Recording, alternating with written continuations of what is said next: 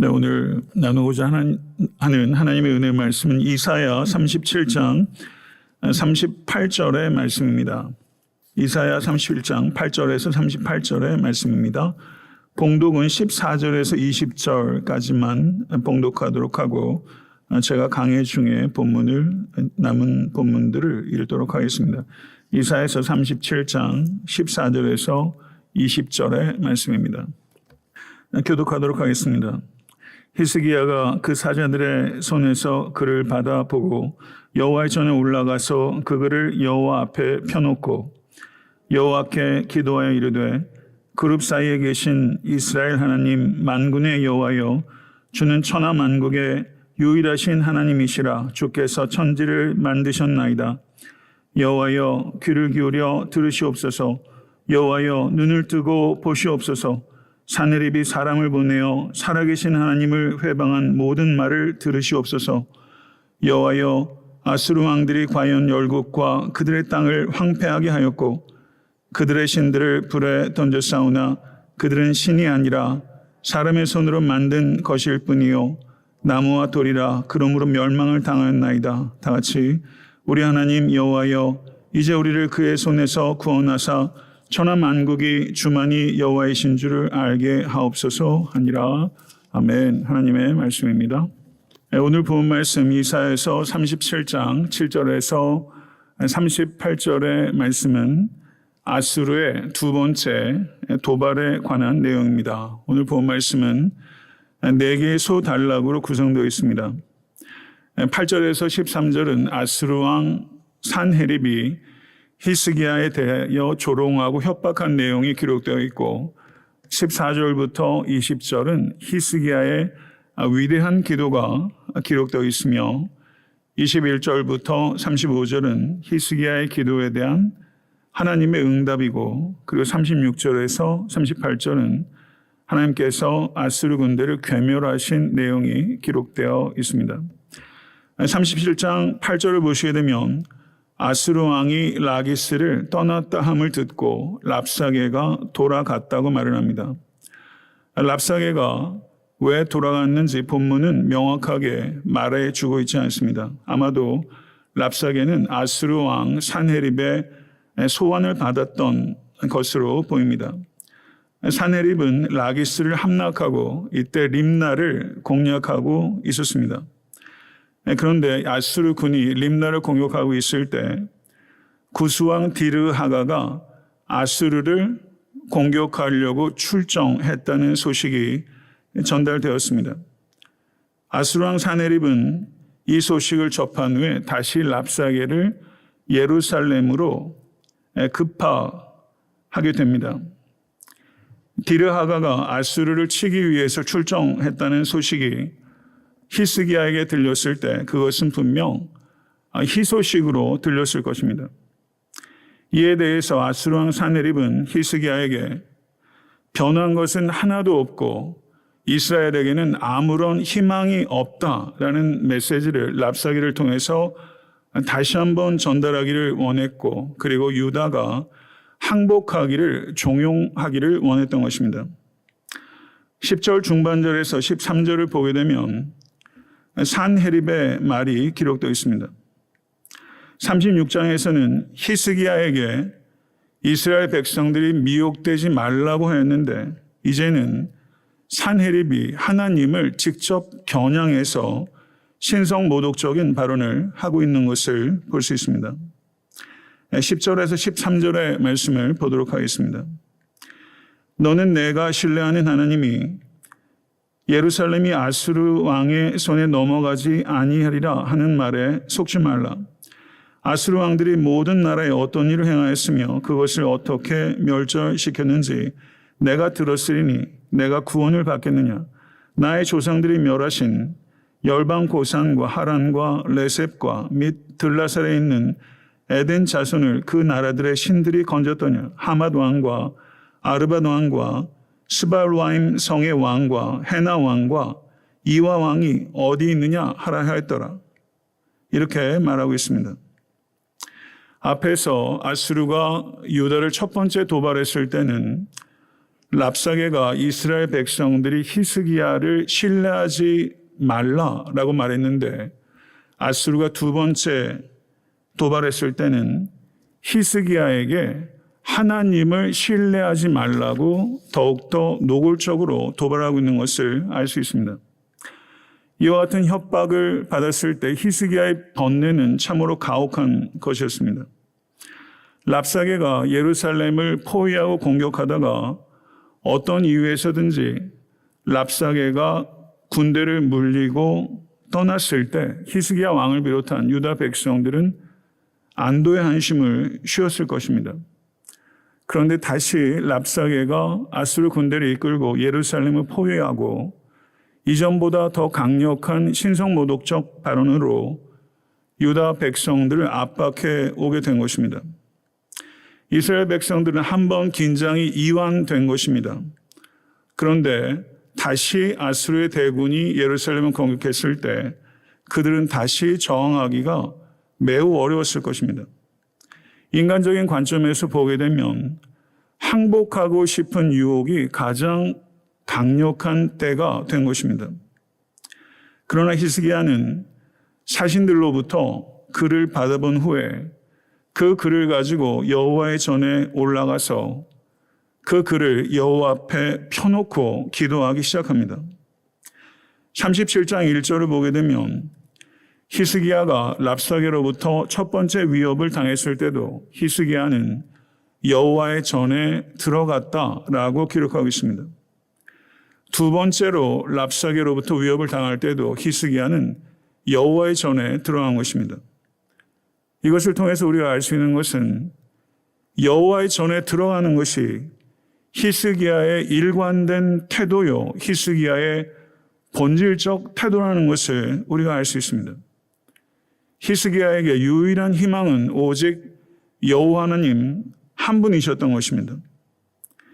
유다가 하나님의 심판 아래에 있다면 유다 백성 중에서 가장 먼저 회개될 사람은 왕인 히스기야 자신이라는 것을 히스기야는 너무나 깊이 깨닫고 여호와의 전에 들어가서 하나님께 기도하기 시작한 것입니다.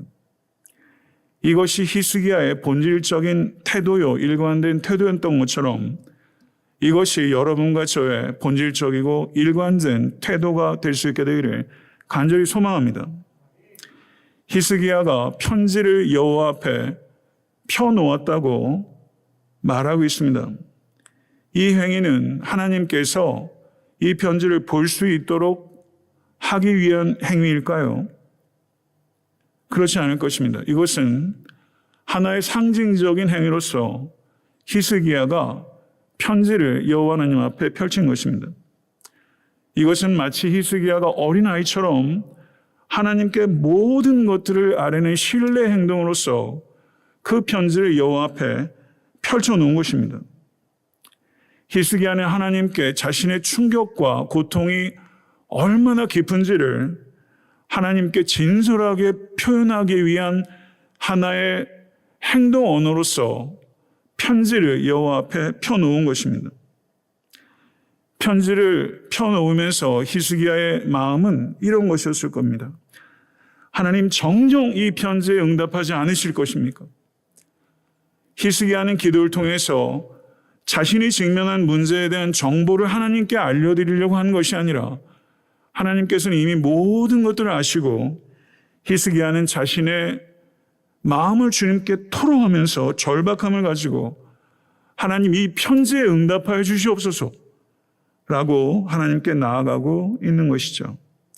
사랑하는 성도 여러분, 하나님께서는 우리 자신이 우리의 문제를 아는 것보다 더 깊이, 더 분명하게 우리의 문제를 알고 계십니다.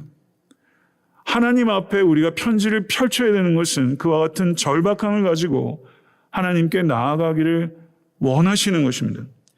이 절박함이 여러분과 저에게 지금 이 땅의 교회에 회복될 수 있게 되기를 간절히 소망합니다. 기도는 현실로부터 도피하는 것이 아니라 현실로 참여하는 것입니다. 기도는 어떤 행동을 하기 위한 준비 단계가 아니라 최초의 행동이며 최고의 행동인 것입니다. 기도가 불가능한 때는 없습니다. 기도가 불가능한 장소도 없습니다. 기도가 불가능한 상황도 없습니다. 그럼에도 불구하고 우리가 기도하지 않는 것입니다. 인생의 막다른 골목에 처해 계시지 않습니까? 그 인생의 막다른 골목에서 좌절하지 마시고 그 인생의 막다른 골목이 여러분에게 기도의 골방이 될 수 있게 되기를 간절히 소망합니다. 기도하십시다. 기도해야 된다는 당위성을 알면서도 실제 너무나 우리가 기도하지 않고 있습니다.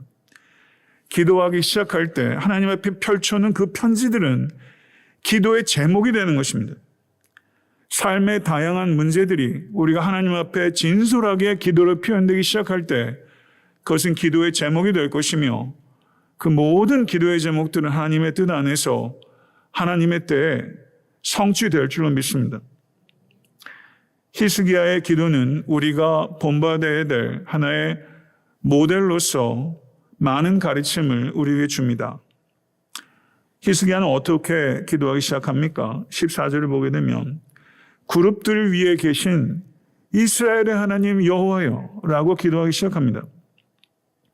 19절 한 절을 빼놓고 14절부터 20절까지 히스기야는 기도 중에 무려 5번이나 여호와여 라고 부르고 있습니다. 여호와여, 여호와여, 여호와여, 여호와여, 여호와여 라고 히스기야는 기도의 거의 모든 센텐스마다 여호와의 이름을 부르고 있는 것을 우리가 주목해야 될 필요가 있는 것입니다. 오늘 기도하실 때 우리가 여호와 하나님을 부르는 것은 매우 중요하고 의미가 있는 것입니다. 지속적으로 뜨겁게 그리고 절박하게 여호와 하나님의 이름을 간절하게 부르짖으며 기도해야 될 줄 믿습니다. 히스기야는 여호와 하나님의 이름을 부르면서 기도를 시작하는데 그룹 사이에 계신 이스라엘 하나님, 만군의 여호와여, 주는 천하 만국의 유일하신 하나님이시라. 주께서 천지를 만드셨나이다. 성도 여러분, 여호와 하나님은 천하 만국의 왕이시며 천지를 지으신 창조주이심을 믿으십니까? 지금 히스기야는 하나님은 왕이시며 창조주이시라는 이 두 가지 하나님의 정체성에 대해서 믿음으로 선포하고 하나님을 찬양하고 있는 것입니다. 바른 기도를 드리기 위해서 우리는 우리의 기도를 들으신 하나님이 누구신지에 대한 바른 지식이 있어야 합니다. 하나님을 아는 지식만큼 우리는 바르게 하나님께 기도할 수 있습니다. 그러므로 하나님을 아는 지식은 매우 중요한 것입니다. 만약에 하나님에 대해서 우리가 잘못된 이해를 가지고 있다면 필경은 잘못된 기도를 드릴 수밖에 없기 때문입니다. 하나님을 아는 지식 가운데 더욱더 깊어지고 넓어지는 모든 권속 되실 수 있게 되기를 간절히 축원합니다. 기도는 무엇입니까? 기도는 우리의 필요를 채우기 위한 것을 목적으로 하는 것이 아니라 하나님과의 만남 자체를 목적으로 하는 것입니다. 성도는 만약에 우리가 기도를 통해서 우리의 문제를 해결하고 필요를 채우는 것이 기도의 목적이라면 하나님을 알 필요가 없습니다. 가게에 가서 내가 필요한 물건을 산다고 생각해 보십시오. 여러분, 필요한 물건을 사는 게 목적인데 그 가게 주인에 대해서 내가 인격적으로 알아야 될 이유가 하나도 없습니다. 가게에 들어가면 제일 먼저 내가 원하는 물건이 있는지, 원하는 물건이 내가 재정적인 형편이 그 내 예산과 맞는지, 그리고 그것이 제대로 된 물건인지, 보통 이 세 가지를 따지면 필요한 것을 사는 것입니다. 만약에 우리가 기도를 하면서 우리의 필요를 채우는 것이 목적이 된다면 우리는 하나님에 대해서 관심이 없는 것입니다.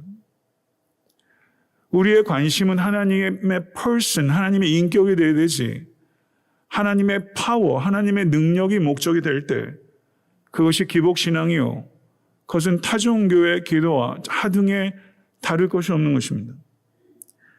사랑하는 성도 여러분, 어렸을 때는 아버지의 얼굴을 보지 않고 아버지의 손을 봅니다.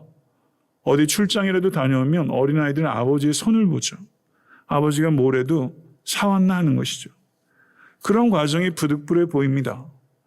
그렇지만 진정한 기도는 하나님 아버지의 손을 바라보는 것이 아니라 하나님 아버지의 얼굴을 구하는 것입니다. 하나님 아버지의 얼굴을 볼 수 있는 청결한 심령이 될 수 있는 우리 모두가 될 수 있게 되기를 우리 주 예수 그리스도 이름으로 간절히 축원합니다. 17절에서 19절을 보게 되면 아수르의 만행에 대해서 고발하고 있는 부분인데요. 자, 읽겠습니다. 여호와여, 귀를 기울여 들으시옵소서. 여호와여, 눈을 뜨고 보시옵소서. 산헤립이 사람을 보내어 살아계시는 하나님을 회방한 모든 말을 들으시옵소서. 여호와여, 아수르 왕들이 과연 열국과 그들의 땅을 황폐하게 하였고 그들의 신들을 불에 던졌사오나 그들은 신이 아니라 사람의 손으로 만든 것일 뿐이요 나무와 돌이라. 그러므로 멸망을 당하였나이다 라고 말하면서 아수르의 만행에 대해서 히스기야가 고발하고 있습니다. 우상은 눈이 있습니다. 그러나 보지 못합니다. 우상은 귀가 있습니다. 그러나 듣지 못합니다. 오직 하나님만이 보시고 들으시는 하나님이신 줄 믿습니다. 보시고 들으시는 하나님은 살아계신 하나님이십니다. 그러나 어떻습니까? 우리들의 삶의 현실 속에서 하나님은 살아계시지 않는 것처럼 느껴질 때가 참 많습니다.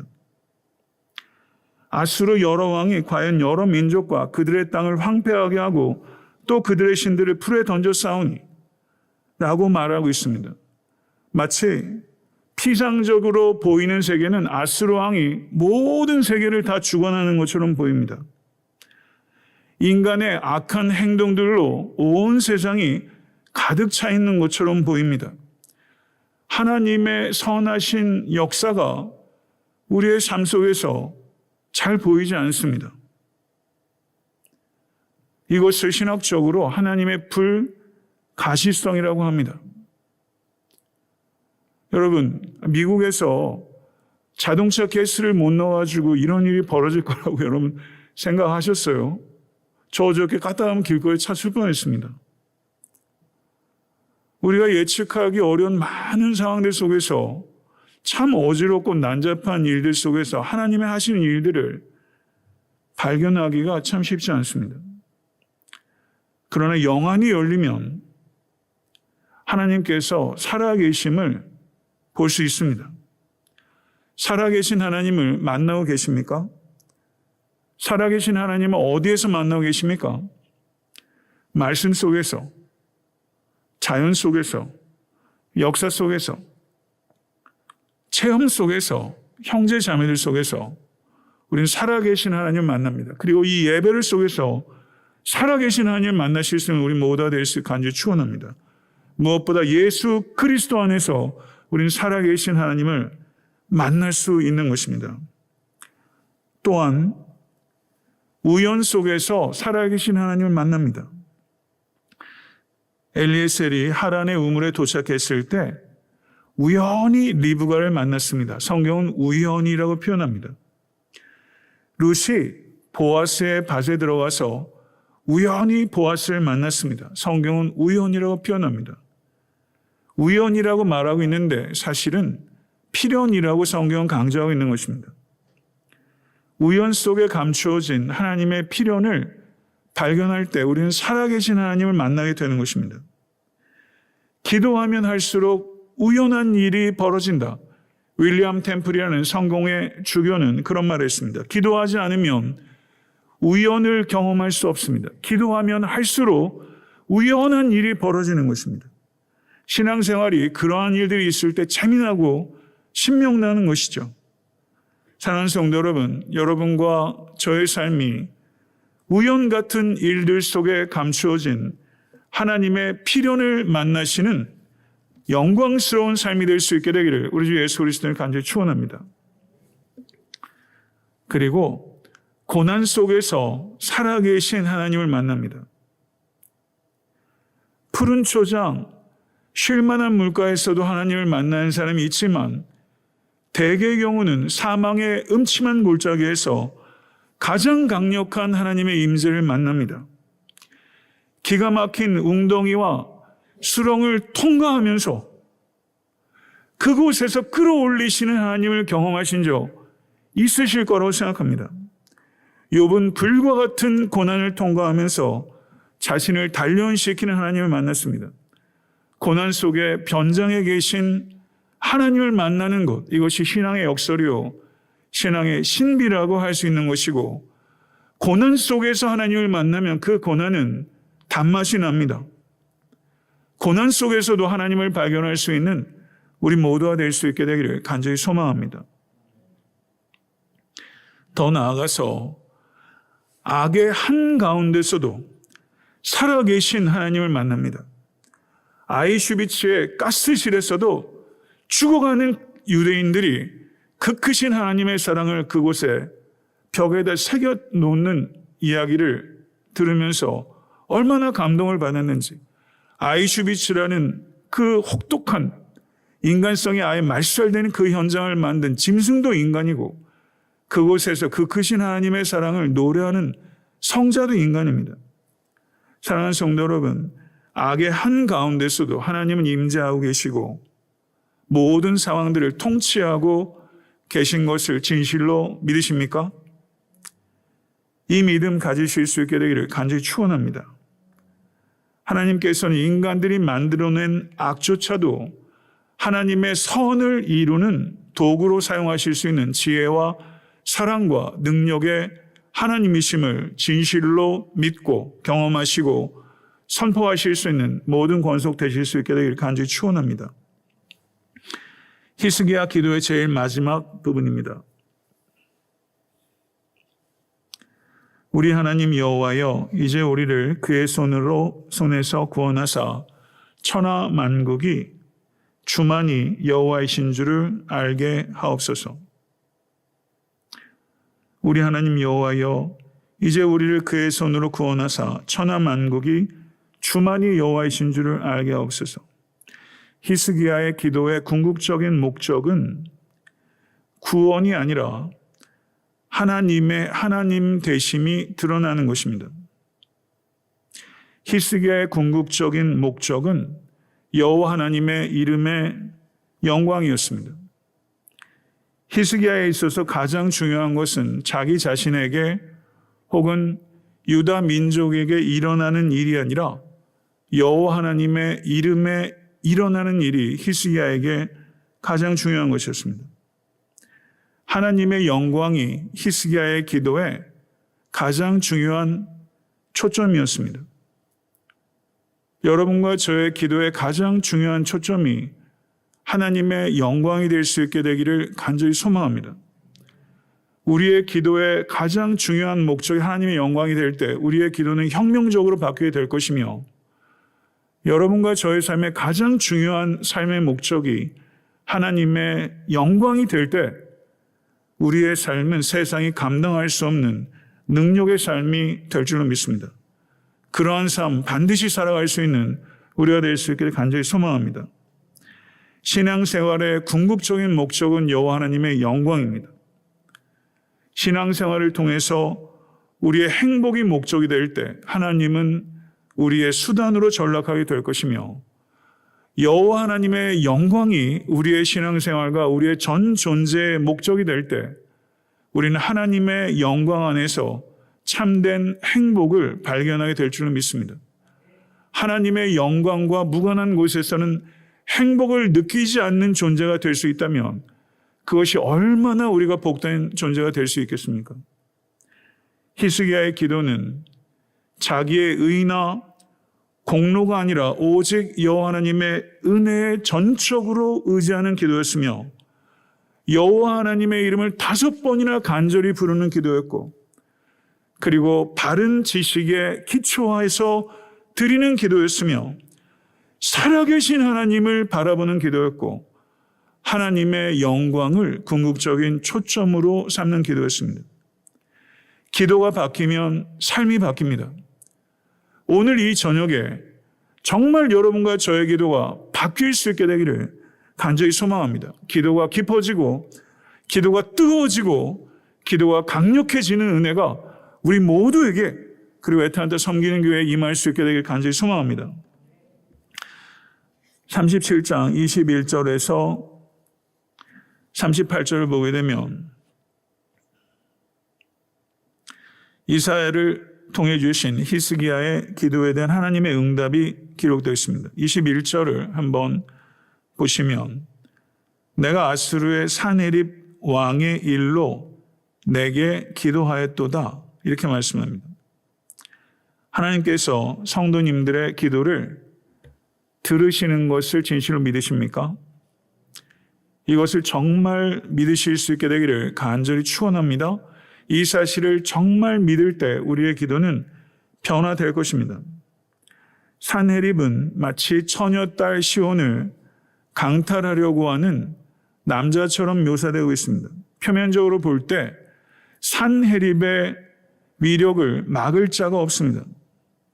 그러나 이 아수르는 자신의 힘에 너무 도취돼서 하나님께서 맡겨주신 한계를 뛰어넘어서 거룩하신 하나님을 염두에 두지 않는 죄를 범했고 아수르는 자고하였으며 하나님의 위치에 자신을 올려놓았습니다. 세상적인 눈으로 볼 때 산헤립은 가장 높은 곳에서 가장 깊은 밑바닥까지를 다 다스리는 세상의 주권자처럼 보입니다. 그는 큰 나무를 쓰러뜨릴 수 있으며 가장 큰 강도 멈출 수 있는 세상의 주인처럼 보입니다. 그런 하나님께서 말씀하십니다. 26절의 말씀을 보게 되면 내가 어찌하여 듣지 못하였느냐 이 일들은 내가 태초부터 행한 바요 상고부터 정한 바로서 이제 내가 이루어 내가 견고한 성읍들을 헐어 돌무더기가 되게 하였노라. 아수르는 역사의 주인이 아니라 역사의 주인은 하나님이시라고 선포하고 있는 것입니다. 믿으십니까? 아수르는 역사의 주권자이신 하나님의 도구에 불과한 것이며 이 모든 것들은 하나님께서 정하신 대로 이루어지고 있다고 하나님께서 말씀하고 계신 것입니다. 하나님께서 아수르를 역사의 무대 위로 올리신 것처럼 하나님께서 아수르를 역사의 무대 아래로 내리실 수 있는 하나님이시라고 하나님께서 이사야를 통해서 말씀하신 것입니다.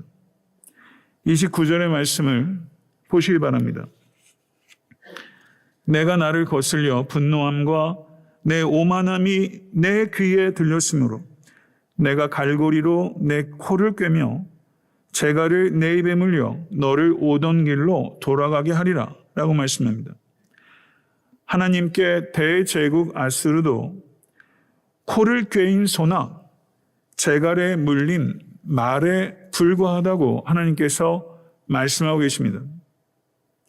30절에서 32절을 보게 되면 하나님께서 히스기야에게 주신 마지막 약속이 언급되어 있습니다. 30절에서 32절 읽겠습니다. 왕이여 이것이 왕에게 징조가 되리니 올해는 스스로 난 것을 먹을 것이요 둘째 해에는 또 거기에서 난 것을 먹을 것이요 셋째 해에는 심고 거두며 포도나무를 심고 그의 열매를 먹을 것이니이다. 유다 족속 중에 피하여 남는 자는 다시 아래로 뿌리를 받고 위로 열매를 맺히리니 이는 남는 자가 예루살렘에서 나오며 피하는 자가 시온산에서 나올 것입니다. 만군의 여호와의 열심히 이를 이루리이다 라고 하나님께서 약속하셨습니다. 37장 33절에서 38절은 아수르 왕의 실패와 하나님의 구원에 대한 예언의 말씀입니다. 읽도록 하겠습니다. 그러므로 여호와께서 아수르 왕에 대하여 이같이 이르시되 그가 이 성에 이르지 못하며 화살 하나도 이리로 쏘지 못하며 방패를 가지고 성에 가까이 오지도 못하며 흉벽을 쌓고 치지도 못할 것이요 그가 오던 길 곧 그 길로 돌아가고 이 성에 이르지 못하리라. 나 여호와의 말이니라. 대저 내가 나를 위하여 내 종 다윗을 위하여 이 성을 보호하며 구원하리라 하셨나이다 하니라. 여호와의 사자가 나가서 아수르 진중에서 18만 5천인을 쳤으므로 아침에 일찍 일어나 본즉 시체뿐이라. 이에 아수르의 사느립 왕이 떠나 돌아가서 니느웨에 거주하더니 자기 신 니스록의 신전에서 경배할 때 그의 아들 아드람멜렉과 사레셀이 그를 칼로 죽이고 아라라 땅으로 도망하였으므로 그의 아들 에살핫돈이 이어 왕이 되니라. 성도 여러분, 하나님께서 이스라엘을 아수르로부터 구원하신 궁극적인 이유는 하나님 자신의 영광과 다윗을 위하여 보호하고 구원하신 것입니다. 말씀을 맺도록 하겠습니다. 사랑하는 성도 여러분, 하나님께 나아가 기도하는 것이 여러분과 저의 평생의 본질적이고 일관된 태도가 될 수 있게 되기를 간절히 소망합니다. 기도하기 시작할 때 우리의 문제거리는 기도의 제목이 되는 것입니다. 우리는 기도를 통해서 현실에서 도피하는 것이 아니라 현실 가운데 더 깊이 참여하게 되는 것입니다. 그러므로 기도는 그리스도인들에게 있어서 가장 중요한 행동입니다. 인생의 막다른 골목을 기도의 골방으로 만드시는 기도의 사명자가 될 수 있게 되기를 간절히 소원합니다. 하나님께서 구하시는 것을 들으시고 응답하시는 하나님이심을 진심으로 신뢰하시고 경험하실 수 있게 되기를 간절히 소망합니다. 바른 기도를 드리기 위해서 하나님을 더 깊이 알아가시는 바른 지식이 우리 모두에게 허락될 수 있길 간절히 소망합니다. 기도는 우리의 문제를 해결하는 혹은 필요를 채우기 위한 수단이 아니라 하나님과의 사귐 자체가 기도의 가장 중요한 목적이며 하나님과의 만남이 이루어질 때 우리는 모든 문제에서부터 자유하게 되는 것을 경험하게 될 줄로 믿습니다. 하나님께서 성도님의 모든 것들을 보시고 모든 것들을 들으시는 살아계시는 하나님이심을 진실로 믿으십니까? 삶의 우연 속에서, 삶의 고난 속에서, 그리고 세상에 가득한 악의 한가운데서도 하나님께서는 살아계시며 모든 것 위에서, 보좌 위에서 다스리고 계시며 하나님께서 모든 일들을 섭리 가운데 완성하고 계심을 진실로 믿으시는 모든 권속 되실 수 있게 되기를 간절히 축원합니다.